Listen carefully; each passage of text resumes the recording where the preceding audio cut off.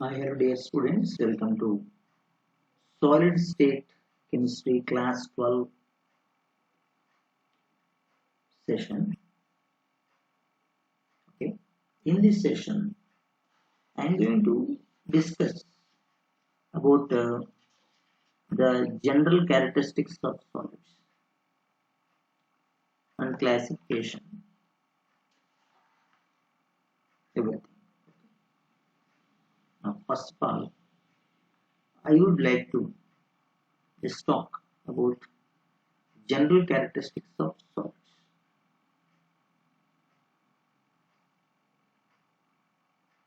General characteristics of solids.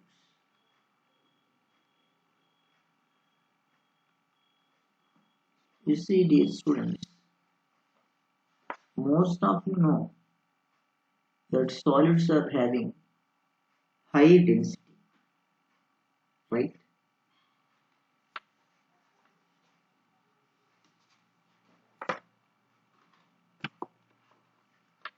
And in this states of matter, solids are actually characterized in which particles are closely packed. Here, one thing we know that particles are closely packed and also held together by strong intermolecular attractive forces, and also held together by strong intermolecular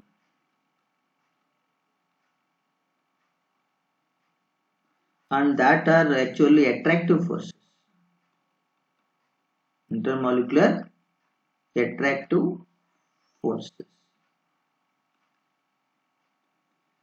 And now the point is clear that they are actually characterized by high density and compressibility as compared to liquids and gases. That is why the property we will discuss for the solids is particles are not able to move randomly. In solids, particles are not able to move randomly. The one we can understand, and they have definite shape and volume. Solids have definite shape and volume is another important property. Coming to the another property, solids have high density. Solids have high density. The other property is solids have high melting points and sharp melting points. They have high and sharp melting points.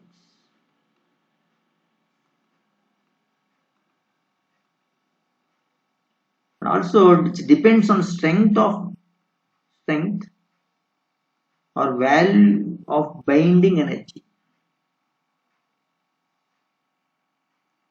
Depends on the strength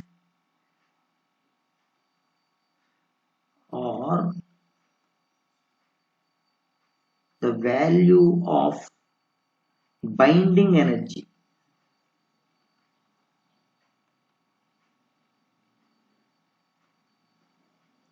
And another thing is they have very low compressibility.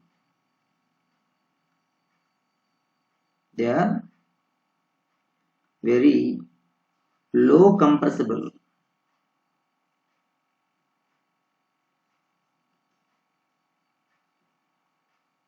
Finally, they show very slow diffusion. They show very slow diffusion.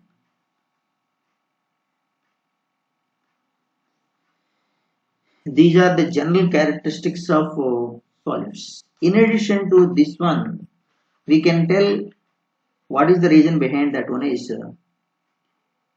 magnitude of these properties of solids actually indicates that their constant particles are said to be closely packed together. And these solids definitely distinguishable from liquids and gases. Yes, you know that they have definite shape, considerable mechanical strength and rigidity. These solids are characterized. So these solids are due to existence of very strong forces of attraction among constant particles. Due to these forces, solids don't possess any translatory motion. They have only vibration motion about their main positions.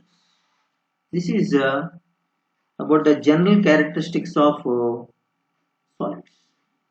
Let us talk about the exact information about solids, types of solids.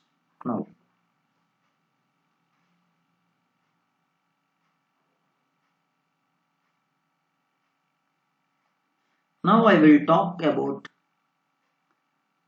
types of solids.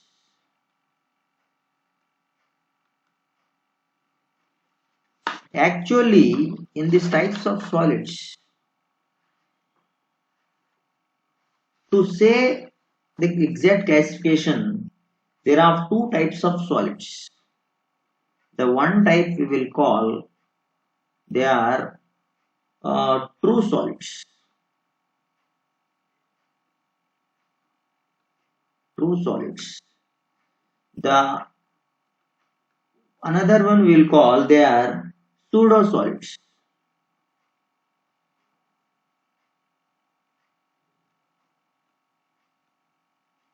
Pseudo solids. In this, what is the first one is true solids.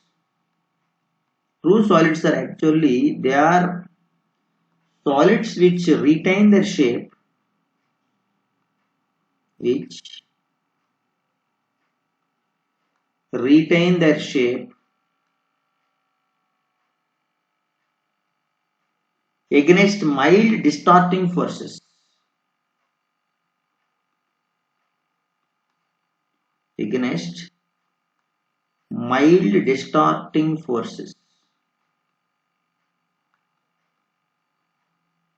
They are called true solids.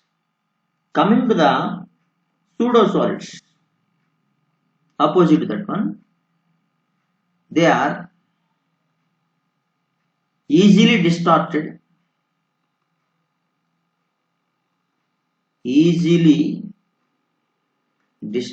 by bending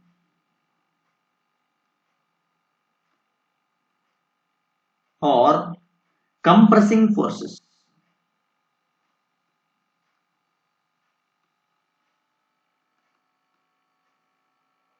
Compressing forces. These are also called as supercooled liquids. The another name for these pseudo solids is supercooled liquids. They are also called as supercooled liquids. We have an example in that case, that is glass. Glass is an example for that case. Okay, this is about the types of solids. In these types of solids, true solids. We will consider true solids. Now we talk about true solids. Types of true solids. In those types of true solids, we have two things are there. One is called crystalline solids.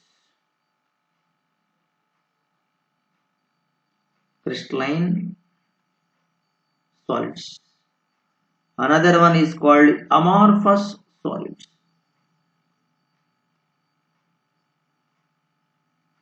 Amorphous solids. So this is about the types of solids. We have two are there, true solids, pseudo solids, and this true solids classification of we are observing, they are crystalline solids and amorphous solids. Let us study in details about the crystalline and amorphous. Coming to the what is crystalline solids? We will talk about now. We will talk about crystalline solids.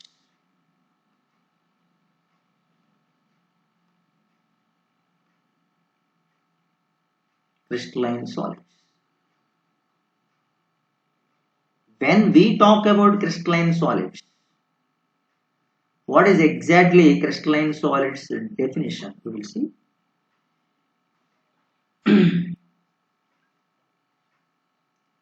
In this type of solids, atoms or molecules are arranged in regular pattern. What is this crystalline solids characteristic is? In this type of solids, the constituent particles,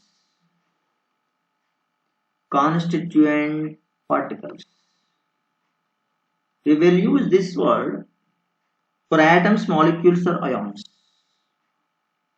That means they are arranged, constant particles are arranged in a regular pattern.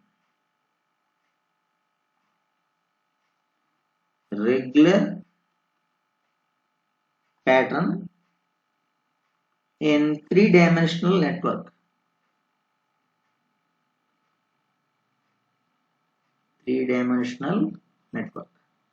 That is the most important point you can understand when you are going to give the definition of crystalline solids. The another one is they have sharp melting and definite heat of fusion values are there. They have, these crystalline solids have sharp melting points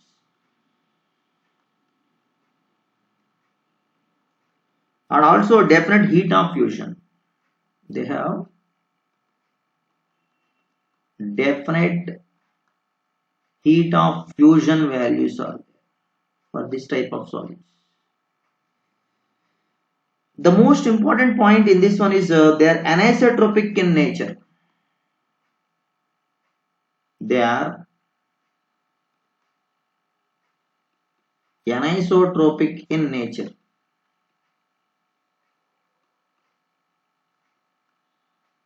And in this juncture, we will have an idea that is what is anisotropic means. They exhibit different physical properties in different directions. Anisotropic means they exhibit different physical properties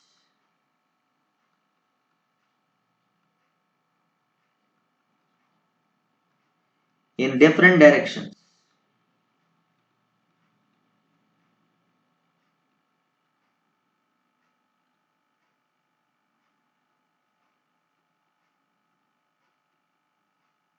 That is the thing. If you want an example in this case, example is electrical and thermal conductivities are different in different directions. Electrical and thermal conductivities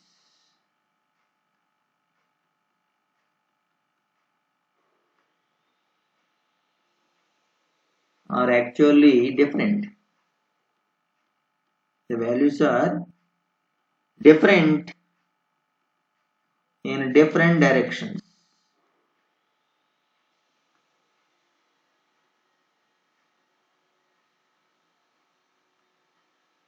Moving on to the another important thing here. Here this is the most important point, anisotropic, that I explained.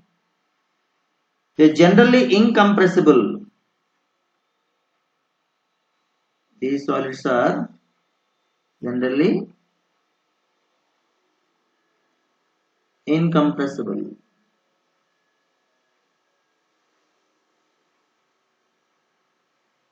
Another point, the general examples of this one are quartz and diamond are the best examples for this type.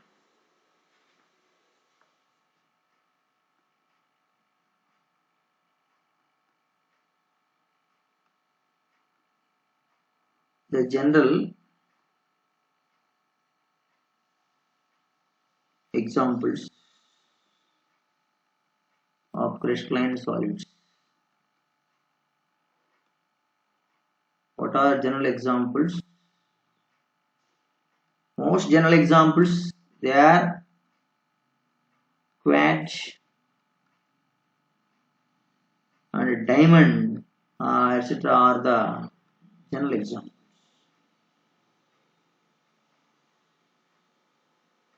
Quartz and diamond. So these are the crystalline solids and their characteristics. So crystalline solids, given a definition, that is constant particles are arranged in a regular pattern in three-dimensional network, and they have sharp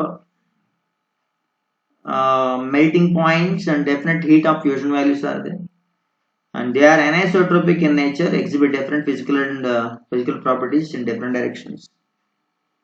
After that, electrical and thermal conductivities are different in different directions. Given example, and they are generally incompressible, and their examples are the quartz and diamond. Given general examples.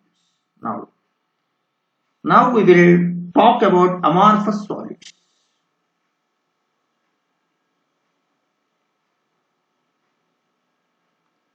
Amorphous solids. When it comes to amorphous solids, here the arrangement constant particles is not regular. Means arrangement of constant particles is irregular.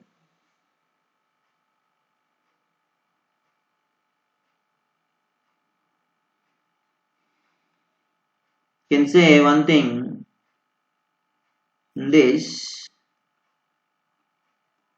arrangement of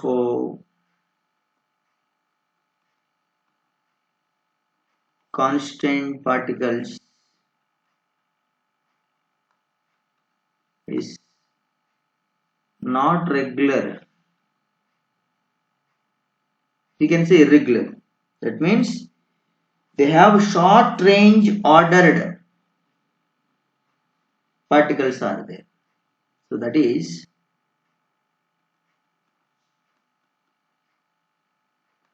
they have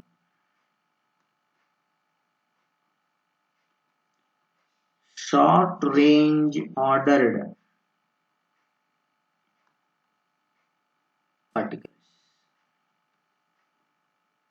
So when it comes to crystalline solids, it is a long range ordered particles. In that case, we can easily say. And this is actually, these are regarded as supercooled liquids. They have high viscosity with high force of attraction. They are regarded as supercooled liquids.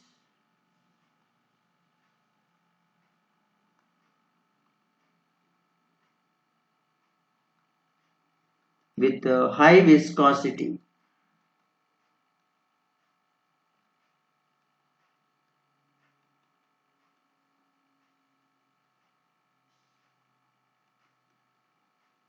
High viscosity.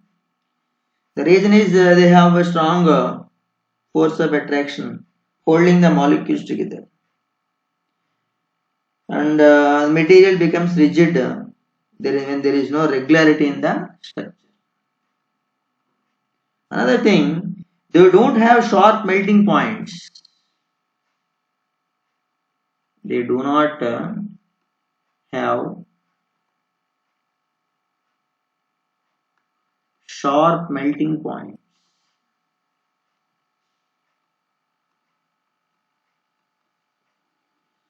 So, which are not having sharp melting points? Amorphous solids. Coming to the amorphous solids, another important characteristic, they are isotropic.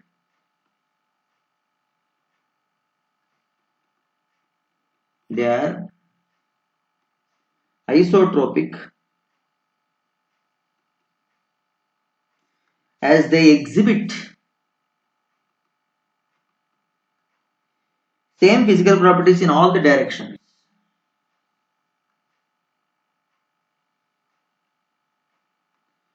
Same physical properties in all the directions.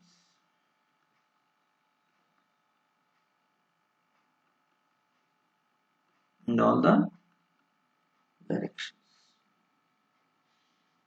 Talk about general examples. The general examples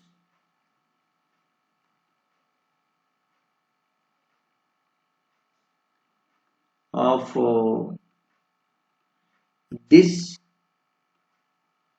type of solids: glass, rubber, plastics, etc. So these are the important list of points need to be discussed in the classification of solids. Now we will talk about the exact question answer type one differences between crystalline and amorphous solids. We have a table form is there, that is the difference between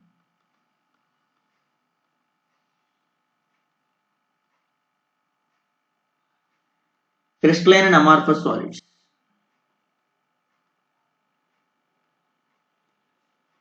Crystalline and amorphous solids.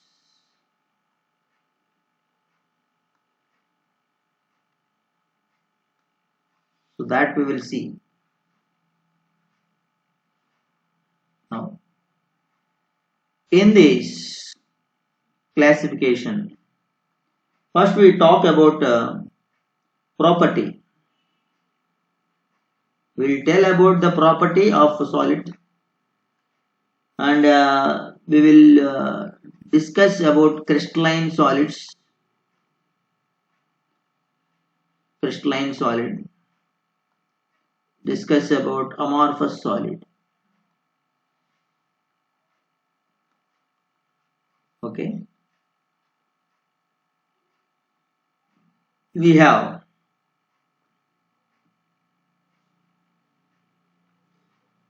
property that shape of these substances. How? Like that, when you talk about shape of the substances, crystalline solids have different shape and regular geometrical form is there. Definite shape. But when it comes to amorphous solids, they do not have definite shape. They do not have definite shape.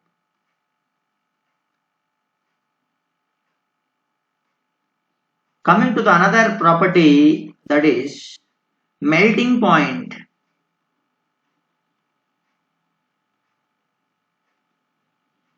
We talk about melting point of crystalline solids have short melting points are there. They have definite melting points are there.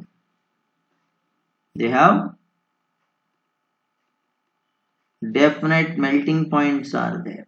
When it comes to amorphous solids, they don't have definite melting points. They do not have definite melting points. And also talking about heat of fusion. Heat of fusion property. Definite heat of fusion is there for crystalline solids. Crystalline solids have definite heat of fusion values are there. In the other side, amorphous we don't have. That means they do not have definite heat of fusion values.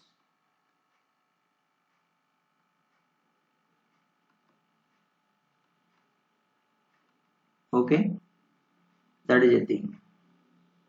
Moving on to the other thing, we have compressibility. When I come to talk about compressibility, is crystalline solids are rigid and they are incompressible. Means they are rigid and incompressible.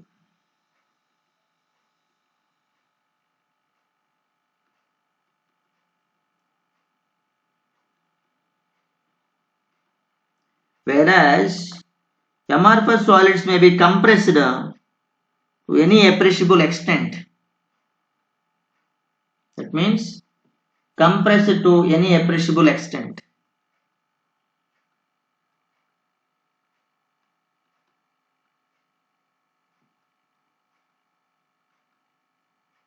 That is about compressibility of amorphous solids. Coming to the isotropy, anisotropy property. Isotropy, anisotropy. Crystalline solids, as you know, they are anisotropic. They are anisotropic. Amorphous solids, they are isotropic. Like this, we have to draw one tabular column in the examination, in the final examination, regarding the differences between crystalline and amorphous solids. So, shape, melting point, heat of fusion, compressibility, isotropy, and anisotropy. These properties, if you explain like this in the examination, you will get marks about the classification. This is our notes, crystalline solids, amorphous solids classification we have given. Hope you can prepare this type of notes for the examination, board examination. Theoretical information in this session we have discussed. All the students, you can make use of these notes and you can take down the notes while watching this video and prepare a notes, best notes you can get from this type of sessions we have. This is our first session on solid state.